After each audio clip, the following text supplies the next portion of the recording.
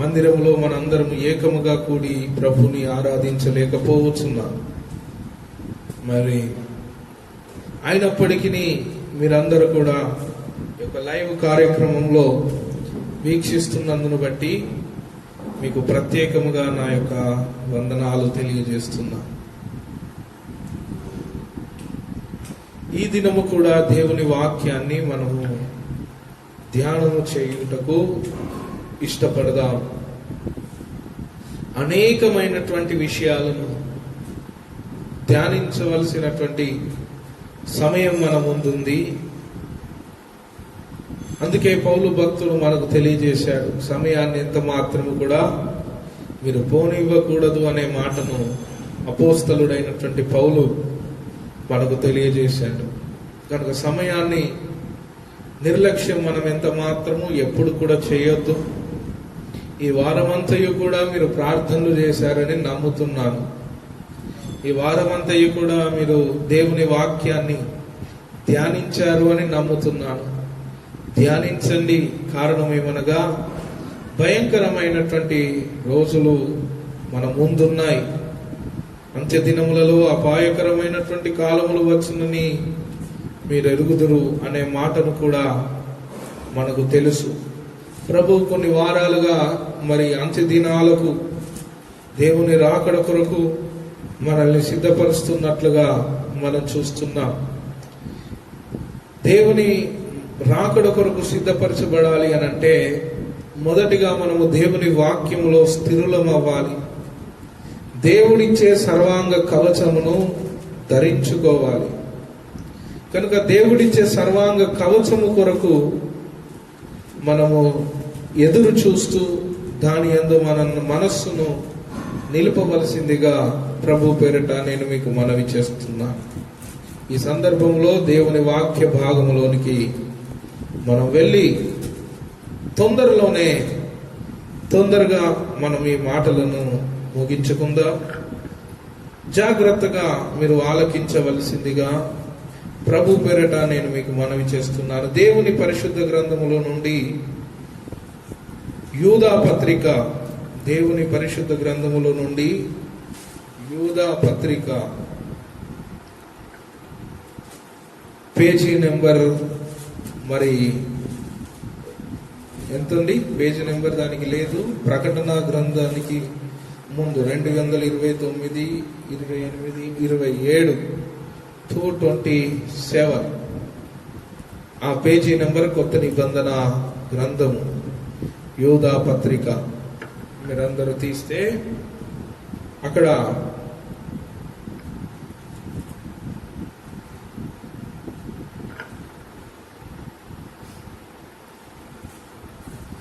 యూదా రాసినటువంటి పత్రికలో 3వ వచనాన్ని మనం చదువుకుందాం. ప్రియులారా, మనకందరికి కలిగేడు రక్షణను గురించి మీకు వ్రాయవలెనని విశేష ఆసక్తి గలవాడనై ప్రయత్నపడుచుండగా పరిశుద్ధులకు ఒక్కసారే అప్పగింపబడిన బోధ నిమిత్తము మీరు పోరాడవలెనని మిమ్మల్ని వేడుకొనుచు మీకు వ్రాయవలసి వచ్చెను.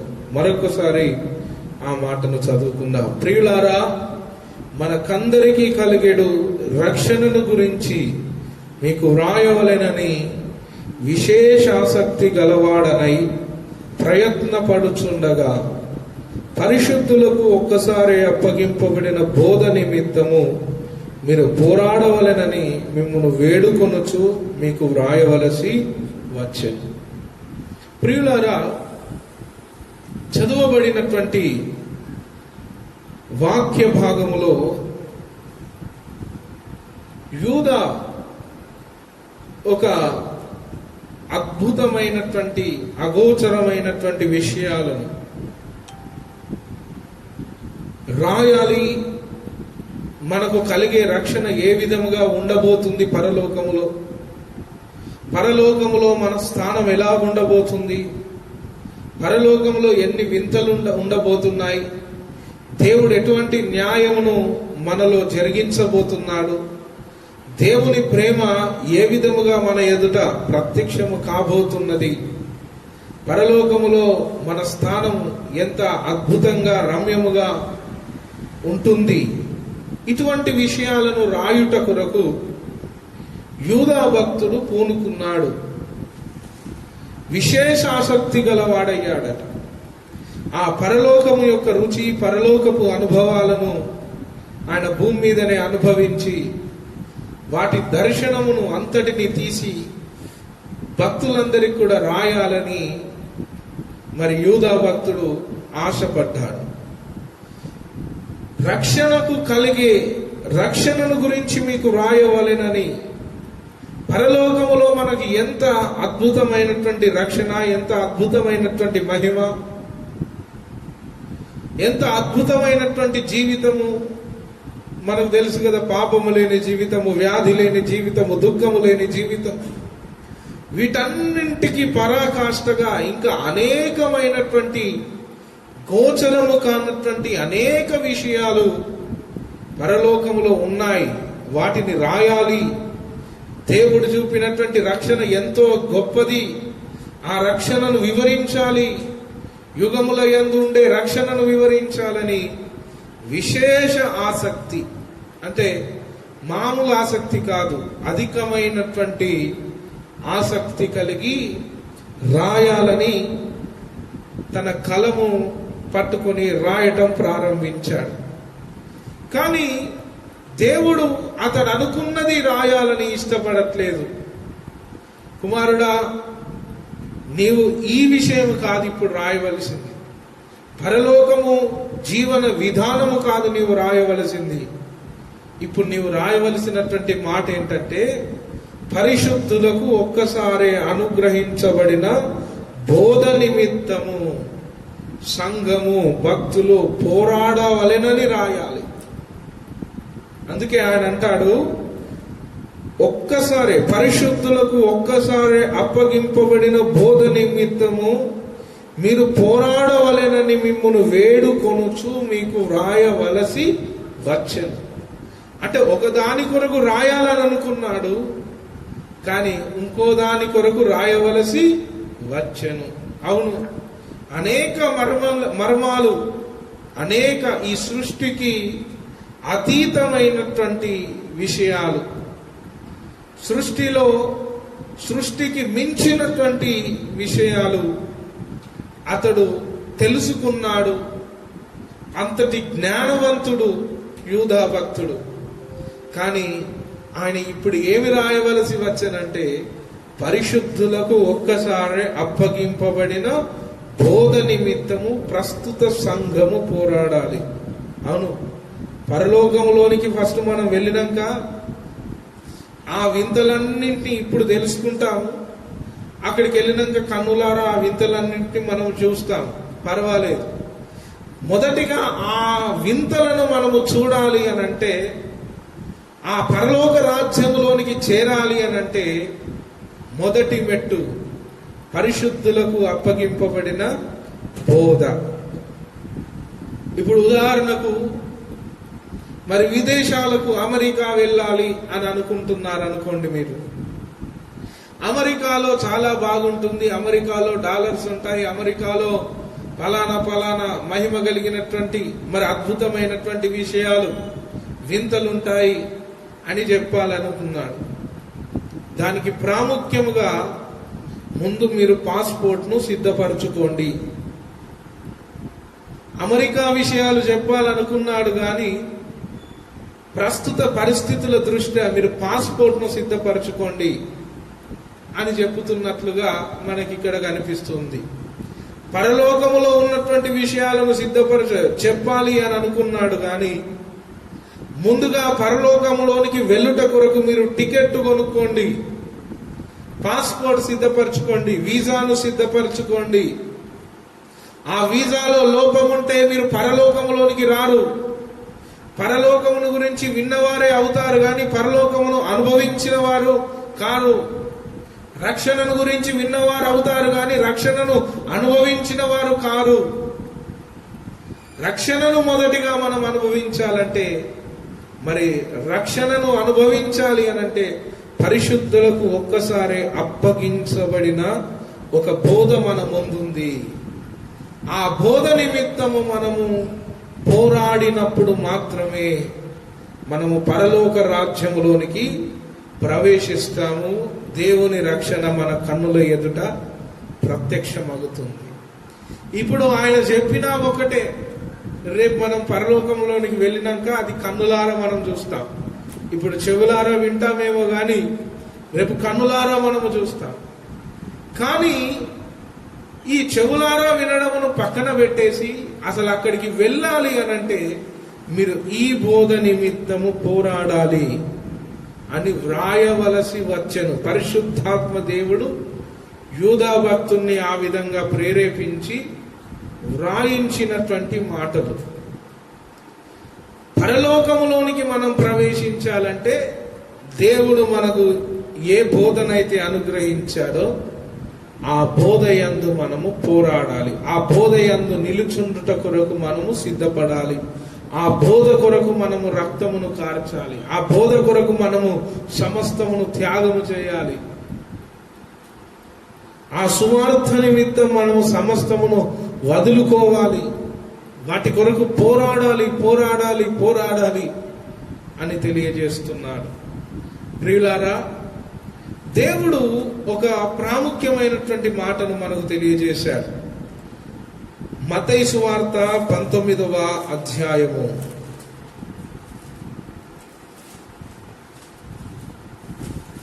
మత్తయి సువార్త 19వ అధ్యాయము 29వ వచనాన్ని మనం చూసినట్లయితే, మత్తయి సువార్త 19వ అధ్యాయము 29వ వచనాన్ని మనం చూద్దాం.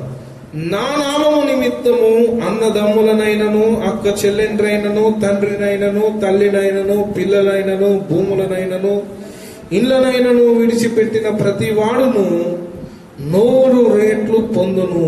ఇదిగాక నిత్య జీవమును స్వతంత్రించుకొనును. దేవునికి స్తోత్రం కలుగును గాక. దేవుని నామము నిమిత్తము మనము పోరాడాలి. దేవుడు అప్పగించినటువంటి బోధ నిమిత్తం మనం పోరాడాలి. దేవుడు మనకు అనుగ్రహించిన స్వార్థ నిమిత్తము మనం పోరాడాలి. దేవుడిచ్చినటువంటి సువార్తను గురించి మనము పోరాడాలి అనంటే మనకు ఎన్నెన్నో అడ్డంకులు భూలోకములో కలుగుతూ ఉంటాయి. ఈ సువార్త నిమిత్తం మనం బ్రతకడం ప్రారంభించినప్పుడే మన అన్నదమ్ముళ్ళు మనకు దూరం అయిపోతూ ఉంటారు. మన చుట్టాలు మనకు దూరం అయిపోతూ ఉంటారు. మన కులం మనల్ని వెలేస్తూ ఉంటుంది. మన బంధువులు మనల్ని అపహాస్యము చేస్తూ ఉంటారు.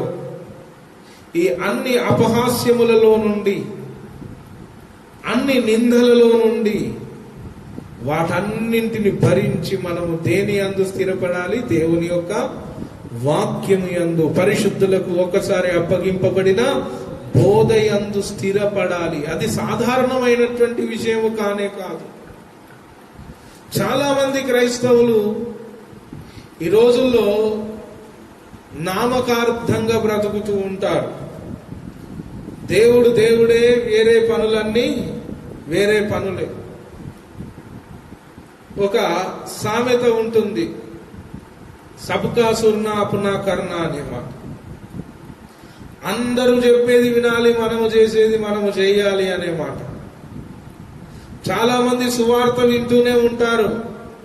దేవుడంటే చాలా మందికి ఇష్టమే, దేవుని వాక్యం అంటే కూడా ఇష్టమే, కానీ దేవుని వాక్యములో నిలిచి ఉండడం అనేది చాలా మందికి ఇష్టం ఉండదు.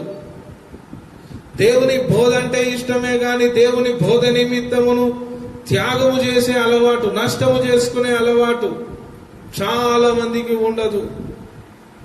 ఉదాహరణకు ఒక బోధ ఉన్నదనుకోండి, సమయమును పోనీయక సద్వినియోగపరచుకొనుచు అజ్ఞానుల వలె కాక జ్ఞానుల వలె నడుచుకోండి అనే ఒక బోధ మనకుంది.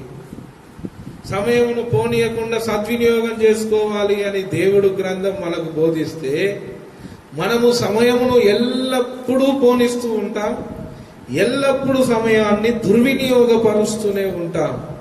కానీ నేను సమయాన్ని సద్వినియోగపరచుకోవాలనే పోరాటం మనలో ఉండదు. చూసారా?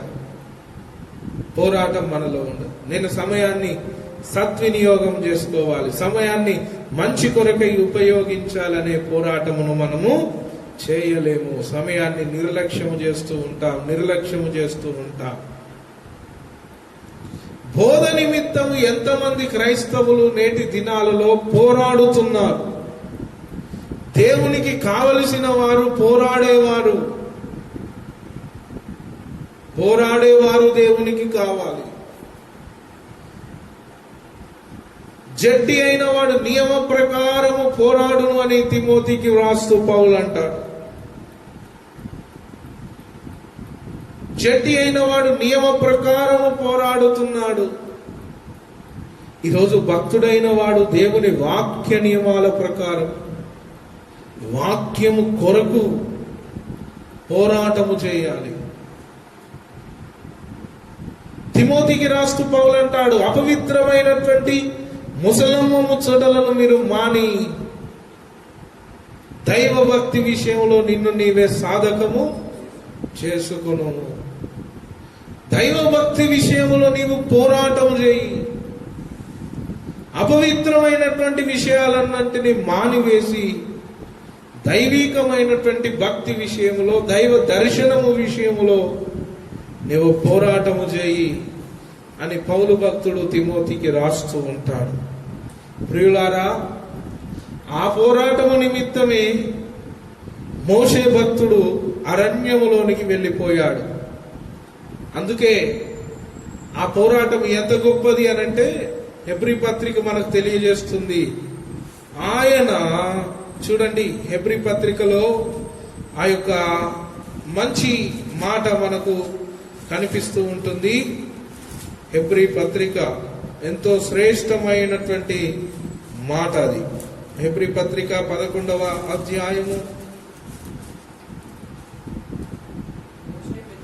మోషే పెద్దవాడైనప్పుడు, హెబ్రీ పత్రిక 11:24, మోషే పెద్దవాడైనప్పుడు విశ్వాసమును బట్టి ఐగుప్తు ధనము కంటే క్రీస్తు విషయమైన నింద గొప్ప భాగ్యమని ఎంచుకొని అల్పకాలము పాపభోగము అనుభవించుట కంటే దేవుని ప్రజలతో శ్రమ అనుభవించుట మేలని యోచించి ఫరో కుమార్తె యొక్క కుమారుడని అనిపించుకొనుటకు ఒప్పుకొనలేదు.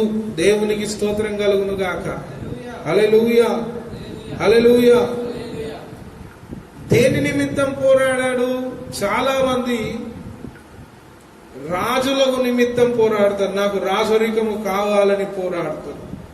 పేరు ప్రఖ్యాతలు కావాలని పోరాడేవారు ఉంటారు భూలోకములో. నేను ధనవంతుణ్ణి కావాలని పోరాడేవారు ఉంటారు భూమి మీద. కానీ దేవుణ్ణి చూడాలని పోరాడేవాడు ఎవడు ఉండడు. దేవుని వాక్యం యందు నేను స్థిరపరచబడాలని పోరాడేవారు ఎవరు ఉండరు. దేవుని వాక్యము కొరకు నా ప్రాణమును పెట్టాలని పోరాడేవారు ఎవరు ఉండరు. దేవుని సువార్త నిమిత్తము నా బ్రతకంతటిని త్యాగము చేయాలని పోరాడేవారు ఉండరు. అపోస్తలుడైన పౌలు అంటాడు, అయ్యో నేను సువార్తను ప్రకటింపకపోయిన నాకు శ్రమ అనే మాట అంట. ఈరోజు ఎంతమంది దేవుని సువార్త కొరకు శ్రమ పడేవారు ఉన్నారు. దేవుని నిమిత్తము అన్నదమ్ములనైనను, అక్క చెల్లెండ్రైనను, భూములైనను, ఆస్తులైనను వదులుకునేవారు ఉన్నారు.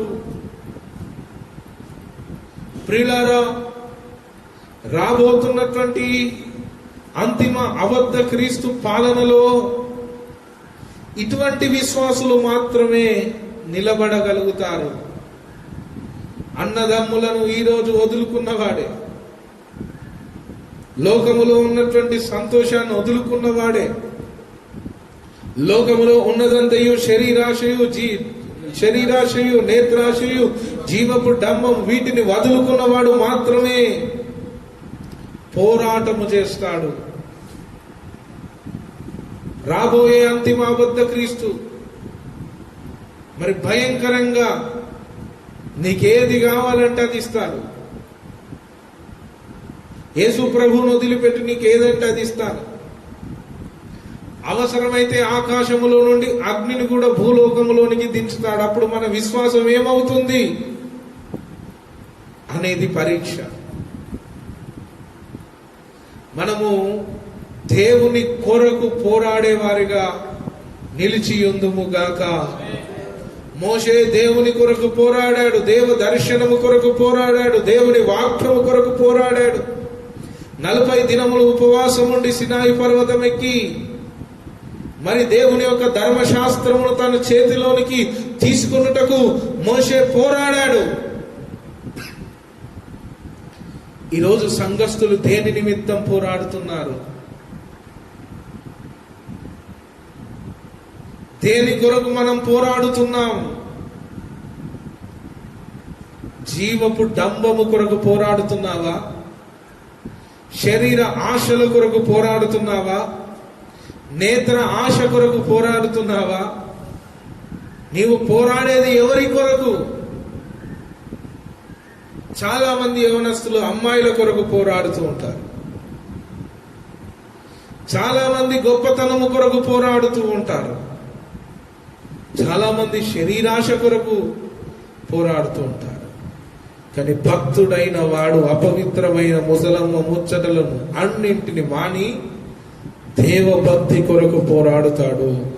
దేవుడు వానికి అప్పగించినటువంటి వాక్యము కొరకు పోరాడుతాడు. అందుకే యూదా కూడా మనకు తెలియపరుస్తున్నాడు, పరిశుద్ధులకు ఒక్కసారి అప్పగింపబడిన బోధ నిమిత్తం మీరు పోరాడాలి. వేరే వాటి కొరకు మీరు పోరాడుటకు వీలు లేదు. మిమ్మల్ని వేడుకొనుచున్నాను.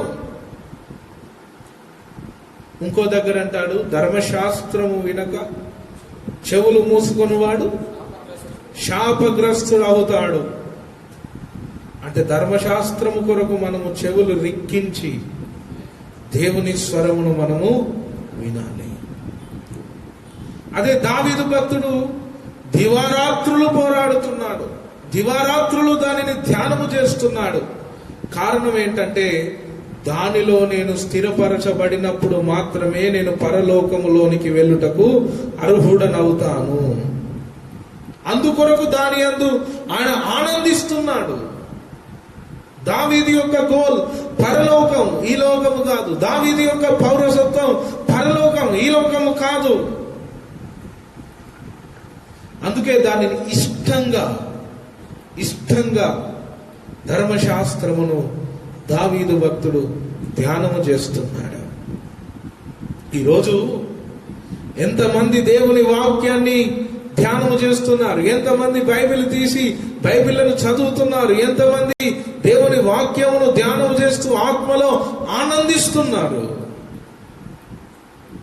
చాలా మంది విశ్వాసులు టీవీలకు పరిమితమైనటువంటి రోజులు, ఫోన్లకు పరిమితమైనటువంటి రోజులు, దేవుని వాక్యం నిమిత్తము సమయమును వెచ్చించేవారు నేటి దినములలో కనిపించటలేదు. ప్రియులారా, దేవుని వాక్యం కొరకు పోరాడిన వాడు మాత్రమే రేపు పరలోకములోనికి ప్రవేశిస్తాడు. దేవుడు చెప్పిన మాట కొరకు పోరాడుతాడు.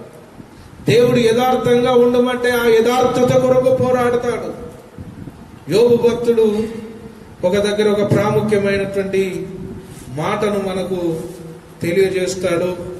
దేవుని పరిశుద్ధ గ్రంథములో నుంచి యోబు గ్రంథము 26వ వచనము.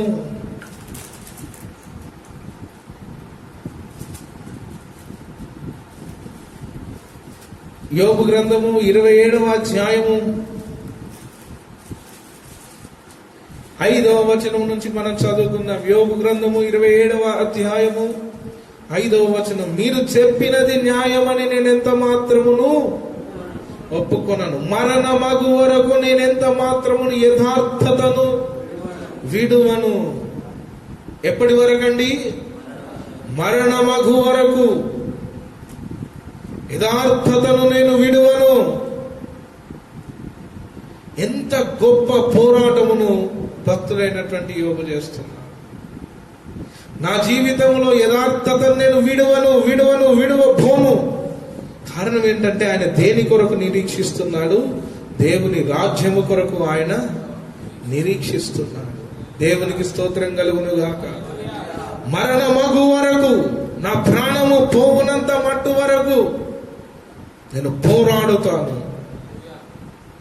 దీన్నే పౌలు అంటాడు, మంచి పోరాటం పోరాడి తిని. దేవునికి స్తోత్రాలు, హల్లెలూయా. ఈ లోకంలో మంచి పోరాటం ఏదైనా ఉన్నదా అనంటే దేవుని వాక్యము నిమిత్తం పోరాటం చేయడమే మంచి పోరాటం.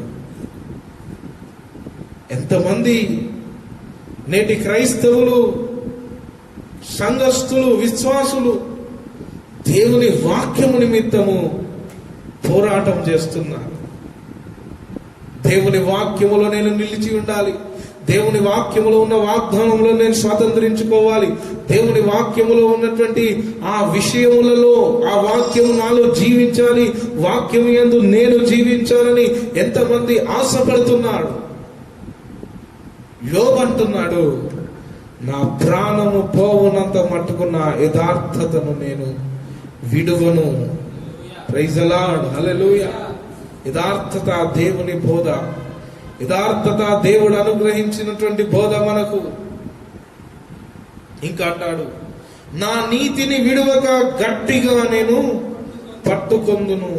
27:6 యోబు గ్రంథం 27:6 చూడండి. నా నీతిని విడువక గట్టిగా పట్టుకొందును. చూడండి, ఈ లోకములో మనం పట్టుకొనవలసింది నీతి. ఈ లోకములో మనం పట్టుకోవలసింది నీతి. ఎంత మాత్రము కూడా దేవుని నీతిని మనం విడవకూడదు. ఈ పోరాటములో మనం ఉండాలి. ఒక దినము రాగానే ఆ దినమును చాలా అవలీలగా మనం పోగొట్టుకుంటున్నాం. చాలా సులభముగా దినము గడిచిపోతుంది. ప్రియులారా, దినములను పోగొట్టుకోకూడదు. పరలోకము కొరకు భూమి మీద మనకు దేవుడు దినములను అనుగ్రహించాడు. ఈ దినములలో మనము పోరాడే విధానమును బట్టే, మనము జీవించే విధానమును బట్టే పరలోకములో మన స్థానం ఉండబోతుంది. అపోస్తలుల బోధ ఏంటి? బ్రతుకుట క్రీస్తే, చావైతే లాభం. బ్రతుకుతున్నాను అంటే క్రీస్తు నిమిత్తమే బ్రతుకుతాను గాని ఇక వేరే వారి కొరకు గాని, వేరే దాని కొరకు గాని, వేరే ఆశయం కొరకు గాని నేనెంత మాత్రం బ్రతకను అని చెప్పుతున్న బోధ అపోస్తలుల బోధ. అది పరిశుద్ధులకు అప్పగించబడినటువంటి బోధ. దేవుని సంఘవ దాని నిమిత్తం మనం పోరాడాలి.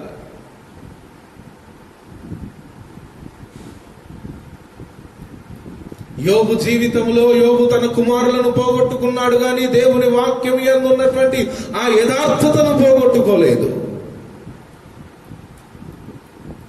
యోబు తన జీవితంలో తన సొంత భార్యను పోగొట్టుకున్నాడు గాని తన యథార్థతను మాత్రం పోగొట్టుకోలేదు.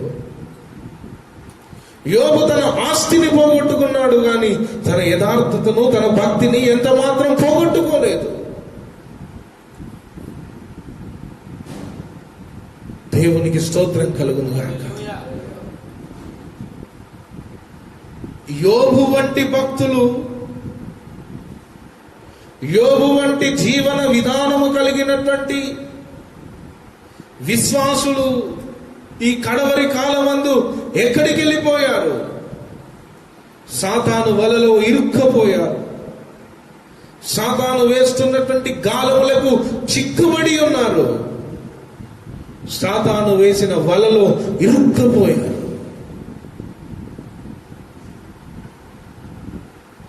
ప్రియులారా, మన పోరాటము బలమైన పోరాటముగా ఉండును గాక. యోబు వంటి పోరాటముగా ఉండును గాక. యోబు, నా నీతిని విడువక గట్టిగా పట్టుకొందును, నా ప్రవర్తన అంతటి విషయములో నా హృదయము నన్ను నిందింపదు. దేవునికి స్తోత్రం కలుగును గాక. హల్లెలూయా. ప్రియులారా, దేవుడు మనకు రక్షణను అనుగ్రహించాడు, మంచిది. దేవుడు మనకు సువార్తను బోధించాడు, మంచిదే. దేవుని యందు మనం బాప్తిజం పొందుకున్నాం, మంచిదే. పోరాటమేది? క్రైస్తవుని యుద్ధ వీరుడు అని పిలుస్తారు. మనం పోరాడున్నది శరీరులతో కాదు గాని దురాత్మ, ఆకాశ మండలమందు ఉన్న దురాత్మల సమూహములతోనూ మనము పోరాడుతున్నాము. అంటే ఆ దురాత్మల సమూహం ఎన్ని వలలేస్తుందో వాటన్నింటినీ చీలగొడుతున్నాం. వాని తంత్రములన్నీ ఎరిగి మనము పోరాడుతున్నాం. సాతానుడు యోబుకు తంత్రములను వేశాడు, కుమారులను చంపేశాడు, భార్యను ప్రేరేపించి అవమానపరిచాడు. యోబు విశ్వాసము కదలలేదు. ఈరోజు నిన్ను కదలిసిన కొరకు సాతానుడు ఎన్ని సెల్ ఫోన్లను వాడుకుంటున్నాడో, ఎన్ని గేమ్స్ ను వాడుకుంటున్నాడో, ఎన్ని టీవీ ఛానల్స్ ను వాడుకుంటున్నాడో, ఎన్ని టీవీ సీరియల్స్ ను వాడుకుంటున్నాడో. వీటన్నిటికీ కారణం ఏంటంటే నీవు బోధలో నుంచి తొలగిపోవడమే వాని యొక్క టార్గెట్. నీవు పరిశుద్ధులకు అప్పగించబడినటువంటి బోధలో నుంచి నిన్ను తొలగించడమే వాని యొక్క గోల్, వాని యొక్క టార్గెట్.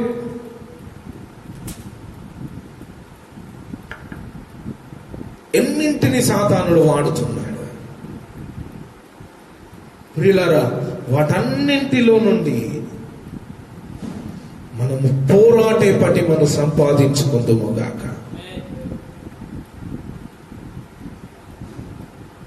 దివారాత్రములు దేవుని వాక్యమును ధ్యానిస్తున్నటువంటి శ్రేష్ఠ భక్తులు బైబిల్లో ఉన్నారు. వారి వలె మనము ఉన్నామా? కొంతవరకైనా ఉన్నామా? పౌలు అటువంటి వాడు, నేను మంచి పోరాటమును పోరాడి తిని అని చెప్పాడు. యూదా అంటాడు, మీరు పరిశుద్ధులకు ఒక్కసారి అప్పగించబడిన బోధ నిమిత్తం మీరు పోరాడాలి అని అంటాడు. మోషే తన రాజరికమును వదిలిపెట్టుకొని అరణ్యములోనికి వెళ్ళి పోరాటాన్ని ప్రారంభించాడు. రాజరికం వెళ్ళిపోయినా మంచిదే, స్వజనంగా వెళ్ళిపోయినా మంచిది, ఏది ఏమైనప్పటికీ మంచిది. విశ్వాసమును బట్టది అతడు రహస్యమందు ఉన్నటువంటి దేవుణ్ణి చూచుటకు బయలుదేరాడు. ఈరోజు దేవుని భక్తులు ఎంతమంది ఏకాంత ప్రార్థనలో దేవునితో గడుపుటకు ఇష్టపడుతున్నారు? పరిశుద్ధాత్మ దేవుడు సూటిగా నిన్ను అడుగుతున్నటువంటి ప్రశ్న. ఒకప్పుడు దేవుడు నిన్ను రక్షించాడు, ఒకప్పుడు దేవుడు నీలో అద్భుత కార్యములు జరిగించాడు. ఆ దేవుడే ఈరోజు ఆశిస్తున్నాడు. నీవు దేవుని నిమిత్తం పోరాడాలి. దేవునికి స్తోత్రం కలుగును గాక. హల్లెలూయా. పరమగీతములో ఒక ప్రాముఖ్యమైనటువంటి మాటను దేవుడు మనకు జ్ఞాపకము చేస్తున్నాడు. ఆ మాటను కూడా మనము ధ్యానము చేయుటకు ముందటికి సాగుదాం. హల్లెలూయా.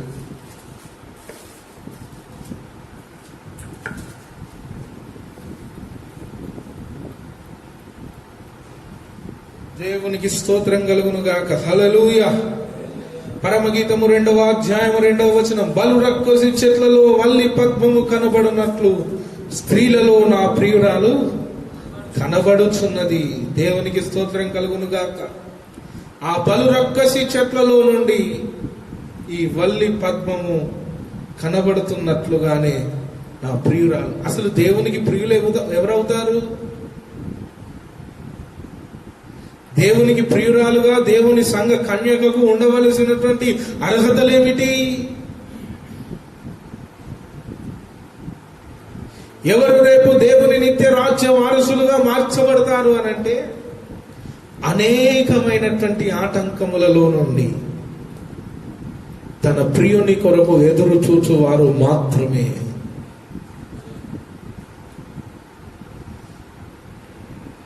ఇష్టమైన వాటన్నింటిని పక్కన పెట్టి నాకు నా ప్రియుడే కావాలి అనుకున్న వారు మాత్రమే.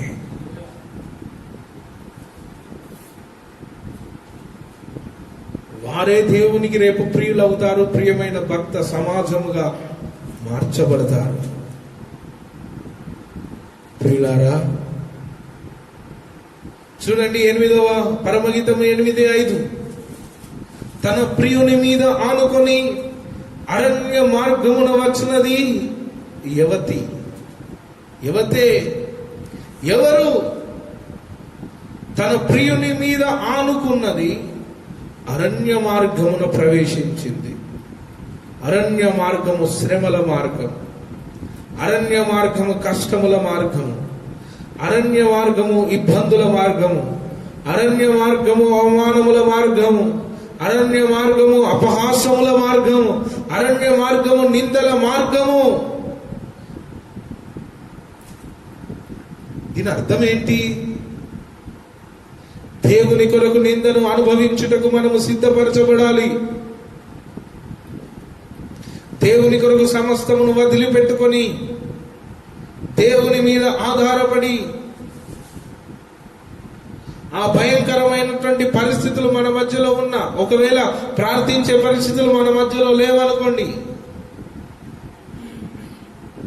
పోరాడే పరిస్థితులు మనకు లేవనుకోండి, ఆ పరిస్థితుల మధ్యలో నుంచి పోరాడగలిగిన వారు కావాలి దేవునికి.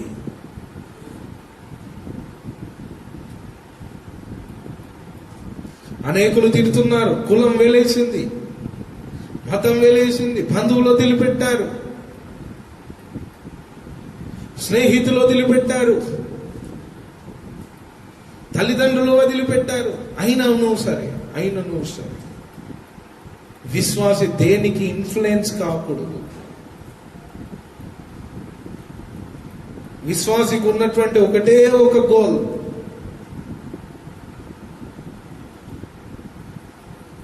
లోకములో ఉన్న ఆనందాన్ని చూసి విశ్వాసి ఆకర్షించబడకూడదు. లోకంలో ఉన్నటువంటి ఆ యొక్క సంతోషమును చూసి, ఆ మత్తును చూసి విశ్వాసి ఆనందించి ఆకర్షించబడకూడదు. కారణం, లోకములో ఉన్నదంతయు శరీరాశయు, నేత్రాశయు, జీవపు డంబము మాత్రమే. ఇవన్నీ గతించును, కానీ దేవుని చిత్తమును నెరవేర్చువాడు నిరంతరము నిలుచును. ఒక దినము ఈ లోకమంతయు గతిస్తుంది, పంచభూతములు మిక్కటమైన వేండ్రముతో లయమైపోతాయి అని దేవుని లేఖనము తెలియజేస్తుంటుండగా ఆయన మరొక మాట చెబుతున్నాడు, దేవుని చిత్తమును చరించువాడు నిరంతరము నిలుచును. యోబుకి ఎట్లాంటి శ్రమలు వచ్చాయి, ఆ శ్రమల మధ్యలో చేస్తున్నాడు పోరాటం. నా ప్రాణము పోవునంత మట్టుకు కూడా నా యథార్థతను నేను విడువను అని తన కలమును విప్పుతున్నాడు, తన ప్రతిజ్ఞను బయలుపరుస్తున్నాడు, తన తీర్మానమును గట్టిగా పలుకుతున్నాడు. నా నీతిని నేను గట్టిగా పట్టుకొందును అని తెలియజేస్తున్నాడు. కొన్ని సందర్భాల్లో భార్య వలన ఇబ్బంది, కొన్ని సందర్భాలలో చుట్టాల వలన ఇబ్బంది, బంధువుల వలన ఇబ్బంది, అన్నదమ్ముల వలన ఇబ్బంది, పిల్లల వలన ఇబ్బంది. ఈ ఇబ్బందులన్నింటి మధ్యలో దేవా, నీ వాక్యము నాలో ఫలించాలి, నీ వాక్యమును నేను తీసుకోవాలి, నీ వాక్యమును నేను భుజించాలి, నీ వాక్యమును నేను ధ్యానము చేయాలి, నీ వాక్య ప్రకారముగా నేను జీవించాలి అనేది మన పోరాటమై ఉండును గాక.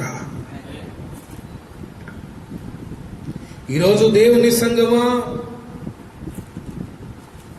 ప్రియులారా, రాబోయే అంతిమ క్రీస్తు పరిపాలనలో ఎంతమంది నిలబడబోతున్నారు అనేది ప్రశ్న.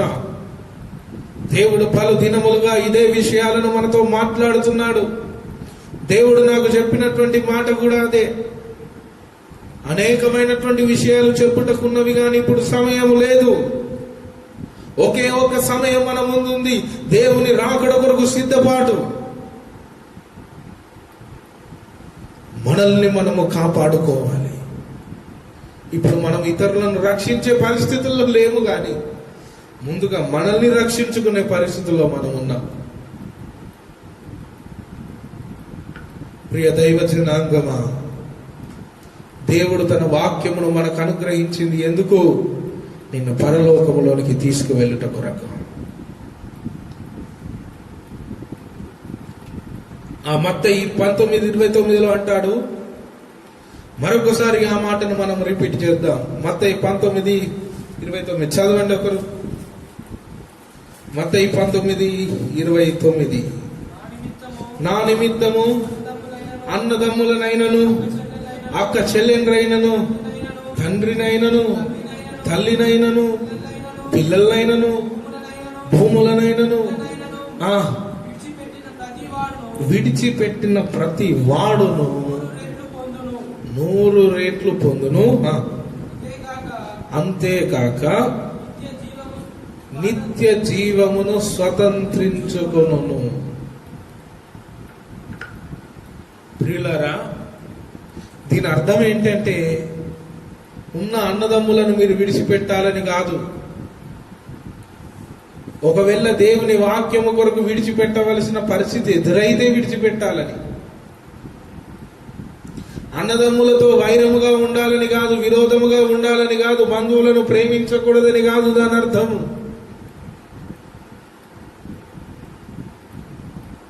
దాని అర్థం అది కాదు. అన్నదమ్ములతో గడిపే సమయమును, తల్లిదండ్రులతో గడిపే సమయమును, పిల్లలతో గడిపే సమయమును, వాటన్నింటి సమయము కంటే దేవునితో గడిపే సమయం ఎక్కువ అవ్వాలని దేవుడు చెబుతున్నటువంటి మాట. ఈ మాట విని అందరు అన్నదమ్ములతో మాట్లాడుకుంటుండడం కాదు. దేవుడు చెప్పాడు, నేను దేవుణ్ణి ప్రేమిస్తున్నానని చెప్పి తన సహోదరుని ద్వేషించిన వాడిల వాడు దేవుని సంబంధి ఎలాగవుతాడు? దేవుణ్ణి ప్రేమిస్తున్నానని చెప్పువాడు తన సహోదరుని ప్రేమించేవాడై ఉంటాడు. కనిపించని దేవుణ్ణి ప్రేమించేవాడు కనిపించే సహోదరుని ఎలా ప్రేమించకుంటుండగలుగుతాడు? దేవుడు చెబుతున్నటువంటి మాటలు ఇవి. ఒక సందర్భంలో దేవుని వాక్యం నిమిత్తము నీవు ఆస్తిని కూడా వదిలిపెట్టవలసినటువంటి పరిస్థితి నీకు ఏర్పడితే అప్పుడు నువ్వు ఆస్తిని వదిలిపెట్టాలా, దేవుని వదిలిపెట్టాలా? ఆ పరీక్షలో నీవు ఏమవుతావు అనే మాటను దేవుడు ఇక్కడ ప్రశ్నిస్తున్నాడు. కారణం ఏంటంటే, ఈ మాటలు ఎందుకు నేను ఈ విధంగా మాట్లాడుతున్నానంటే, రాబోయే అంతిమ అబద్ధ క్రీస్తు తన 666 ముద్ర ద్వారా మరి నీకున్నటువంటి రేషన్ కట్ అయిపోతూ ఉంటుంది, నీకున్నటువంటి గ్యాస్ సబ్సిడీలు కట్ అయిపోతాయి. అసలు ఈ లోకంలో నిన్ను పౌరుడిగానే గుర్తించడు. నీవెప్పుడైతే ఆ ముద్రను ధరిస్తావో అప్పుడు మాత్రమే నీవు పౌరుడుగా మార్చబడతావు. మరి అటువంటి పరిస్థితులు వచ్చినప్పుడు నీ విశ్వాసం ఏమవుతుంది?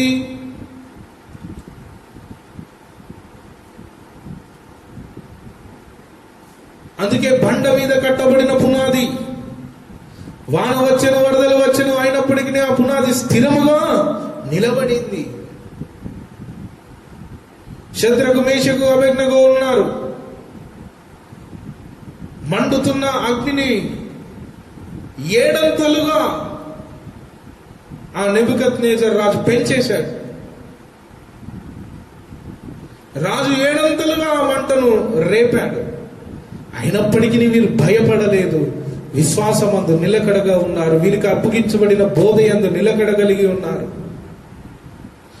అవసరమైతే వారు చెప్పినటువంటి మాట, మండుతున్న ఈ అగ్ని గల వేడిమి గల గుండములో నుంచి మమ్మల్ని తప్పించడానికి యెహోవా సమర్థుడు. ఆయన తప్పించినను తప్పించకపోయినను మేము మాత్రం ఆ ప్రతిమకు మొక్కం. ఎందుకంటే మేము మా బోధలో స్థిరపరచబడాలి.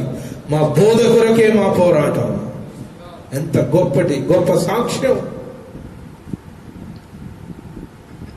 ప్రియులారా, ఈరోజు మనం రక్షణ పొందుకొని ఉన్నామంటే మరి అపోస్తలుడైనటువంటి పిఎం శామ్యుల్ అయ్య గారు కేరళ ప్రాంతంలో నుండి మరి తన తండ్రితో వైరము పెట్టుకున్నాడు, వివాదం పెట్టుకున్నాడు, వాదన పెట్టుకున్నాడు. ఏమని? చిలుకరింపు బాప్తిస్మము కరెక్ట్ కాదు, వాక్యానుసారము కాదు, ముంచుడు బాప్తిస్మమే కరెక్ట్. దేవుడు నేర్పింది చిలకరింపు బాప్తిస్మం కాదు, ముంచుడు బాప్తిస్మమే అని చెప్పాడు. చెప్పినందుకు తన తండ్రి పిఎం శామ్యూల్ అయ్య గారిని ఇంట్లో నుంచి వెలేశాడు.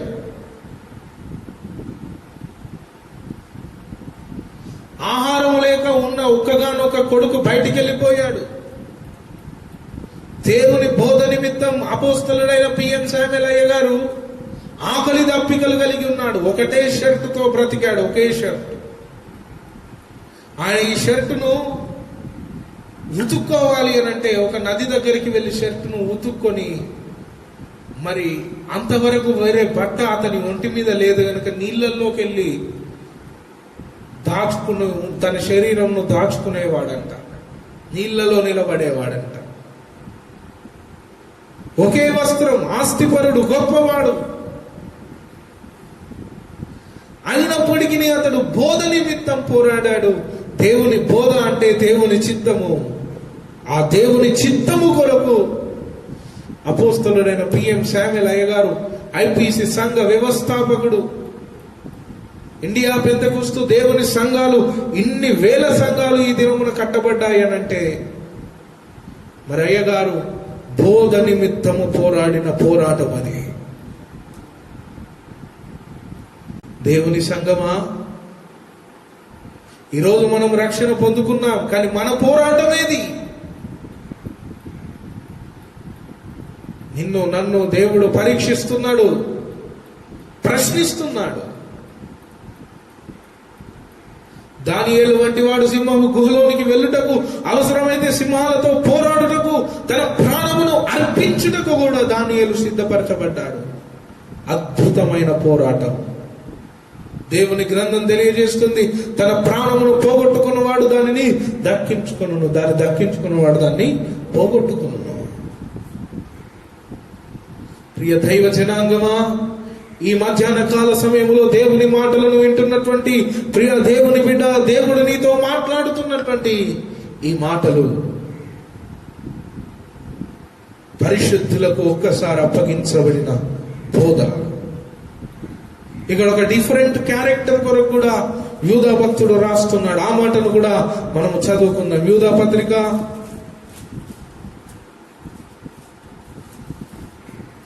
6వ వచనం.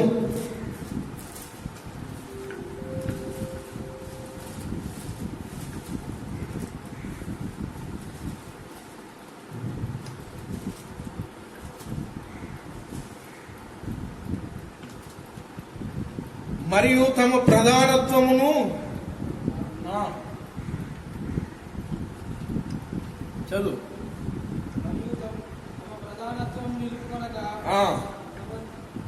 మరియు తమ ప్రధానత్వమును నిలుపుకొనక తమ నివాస స్థలమును విడిచి దేవదూతలను మహాదినము జరుగు తీర్పు వరకు కటిక చీకటిలో నిత్య పాశములతో ఆయన బంధించి భద్రము చేసెను.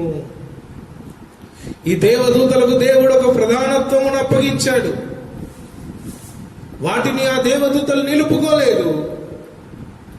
ఈరోజు పెంట కుప్పలో ఉన్నటువంటి మనకు కూడా దేవుడు ఒక ప్రధానత్వమును అప్పగించాడు, అనుగ్రహించాడు. పరలోక రాజ్య సంబంధులుగాను, దేవుని సొత్తైన ప్రజలుగాను, దేవుని కుమారులు అనే స్టేటస్, అనే స్థానం మనకి ఇవ్వబడింది. ఇది మన ప్రధానత్వం. దీన్ని మనం నిలుపుకుంటున్నామా? దీని కొరకు మనం పోరాడుతున్నామా? పరిశుద్ధాత్మ దేవుడు మనల్ని సూటిగా అడుగుతున్నటువంటి ప్రశ్న. ప్రియ దైవ జనాంగమా, నేటి వర్తమానం వింటున్నటువంటి దేవుని సంఘమా, ఈ విషయములను మీరు జ్ఞాపకము తెచ్చుకోండి. చల్లగానైనను వెచ్చగానైనను నులివెచ్చని స్థితి మనకు అక్కరలేదు. పోరాటం చేసేవారు ఇంకనూ గట్టిగా బలమైన పోరాటమును జరిగించాలి.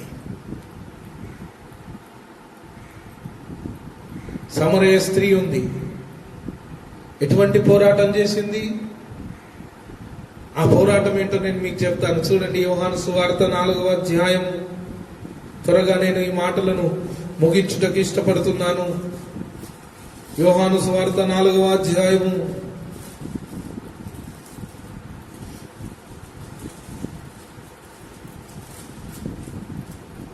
25వ వచనం. ఆ స్త్రీ ఆయనతో 4:25 యోహాను సువార్త 4:25. ఆ స్త్రీ ఆయనతో, క్రీస్తనబడిన మెస్సయ్య వచ్చునని నేను ఎరుగుదును. ఆయన వచ్చినప్పుడు మాకు సమస్తమును తెలియజేయనని చెప్పగా, యేసు నీతో మాట్లాడుచున్న నేనే ఆయనని ఆమెతో చెప్పాను. ఇది సువార్త.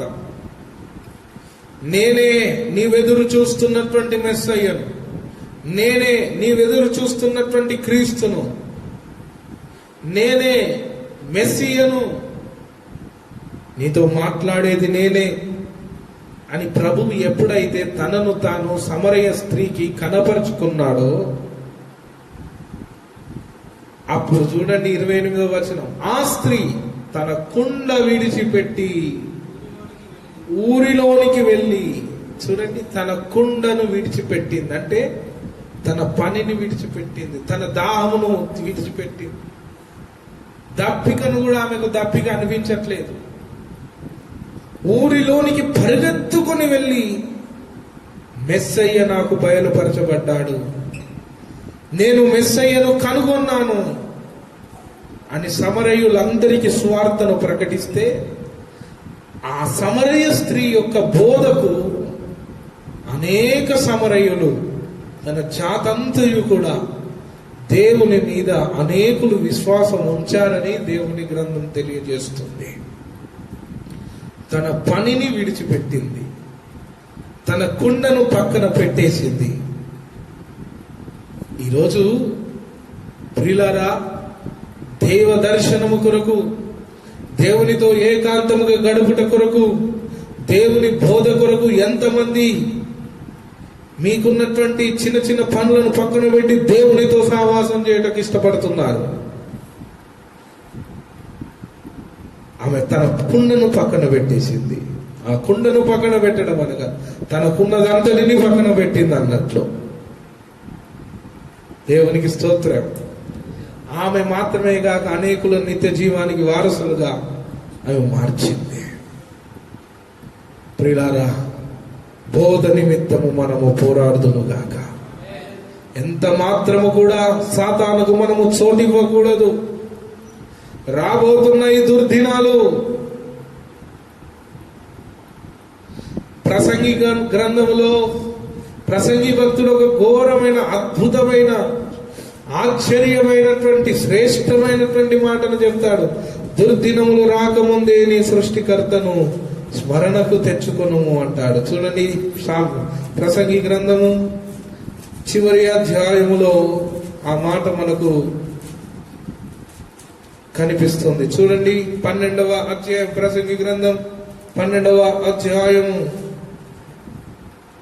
1వ వచనం నుంచి. దుర్దినములు రాకముందే ఇప్పుడు వీటి యందు నాకు సంతోషము లేదని నీవు చెప్పు సంవత్సరములు రాకముందే, తేజస్సునకు సూర్య చంద్ర నక్షత్రములకు చీకటి కమ్మకముందే, వాన వెలిసిన తర్వాత మేఘములు మరలా రాకముందే, నీ బాల్య దినముల యందే నీ సృష్టికర్తను స్మరణకు తెచ్చుకొనుము.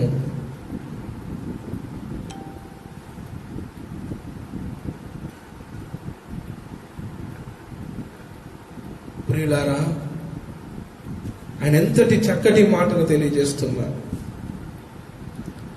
తేజస్సులకు సూర్యచంద్ర నక్షత్రములకు చీకటి కమ్మకముందే,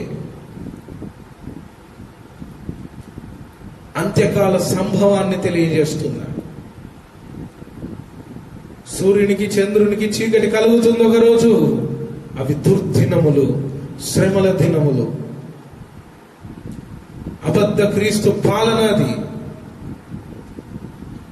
అవేమి రాకముందే, చూడండి, ఆ దినమున ఇంటి కావలి వారు వణుకుదురు, బలిష్ఠులు వంగుదురు, విసరువారు కొద్ది మంది అగుట చేత పని చాలించుకొందురు, కిటికీలలో గుండా చూచువారు కానలేకయుందురు, తిరిగటి రాళ్ల ధ్వని తగ్గిపోవును, వీధి తలుపులు మూయబడును, పిట్టె యొక్క కూతకొకడు లేచును.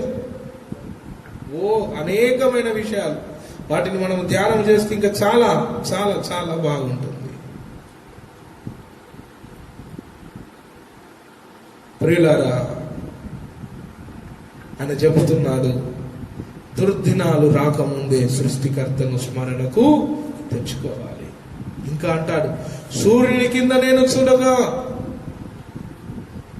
ప్రయోజనకరమైనది ఒక్కటి లేదు, సూర్యుని కింద ఉన్నవన్నీ వ్యర్థము వ్యర్థము వ్యర్థము వ్యర్థము అని ప్రసంగి భక్తుడు తన పలుకులను, తన ప్రవచనములను వినిపిస్తున్నాడు. దేవుని సైన్యమా, ఈ దినం యూదా మనకు నేర్పిన బోధ యందు మనం పోరాడదాం. మంచి పోరాటమును పోరాడి తిని, నా పరుగును కడముట్టించి తిని, నా విశ్వాసమును కాపాడుకొంటిని. మోషే రాజరికము కొరకు పోరాడలేదు, దేవ దర్శనము నిమిత్తము, దేవుని వాక్యము నిమిత్తము, దేవుని బోధ నిమిత్తము, దేవుని ధర్మశాస్త్రము నిమిత్తము మోషే పోరాడాడు. యోబు తన నీతి కొరకు పోరాడాడు, తన యథార్థత కొరకు పోరాడాడు. సమరయ స్త్రీ తన కుండను పక్కన పెట్టి, తనకున్న పనులన్నింటిని పక్కన పెట్టి దేవుని సువార్త కొరకు పోరాడింది. ఈరోజు ప్రియ దేవుని సంగమా, దేని కొరకు నీవు పోరాడుతున్నావు? రక్తము కార్చునంతగా నీవు పోరాడాలి. ఈ పోరాటమును ఆపకూడదు. ముసలమ్మ ముచ్చట్లను, పిచ్చి పనులన్నింటినీ ఆపివేసి, లోకంలో ఉన్నదంతయు వ్యర్థమని తలంచి, దేవుని వాగ్దానముల కొరకు, దేవుడిచ్చిన మాట కొరకు, దేవుని యొక్క దర్శనము కొరకు నువ్వు పోరాడు. అప్పుడు నీవు ఎవరినైతే విడిచిపెట్టావో వారందరినీ క్రీస్తు కొరకు సంపాదించుకోగలుగుతావు. Praise the lord. నీ అన్నదమ్ములు కూడా రక్షణ పొందగలుగుతారు. నీ అక్క తమ్ముళ్ళు, అక్క చెల్లెళ్ళు అందరూ కూడా రక్షణ పొందుతారు. వారితో నీవు యుగ యుగములు ఉండొచ్చు. దేవుని నిత్య రాజ్యములో నీవు ప్రవేశించి పరిశుద్ధులకు అనుగ్రహించబడిన ఆ జీవ వృక్ష ఫలములను నీవు భుజించవచ్చు, వాటిని రుచి చూడొచ్చు. దేవుని యొక్క ఆ బంగారపు వీధులలో నీవు తిరగవచ్చు.